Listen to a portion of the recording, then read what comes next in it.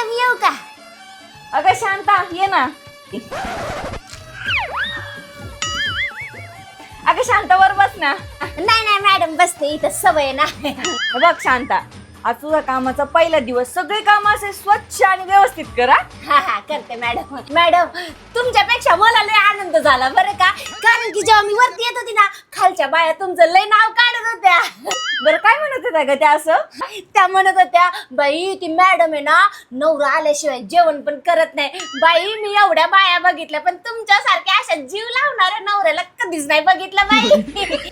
अगं तसं काय नाही शांता, काय ना मला स्वयंपाकच बनवता येत नाही.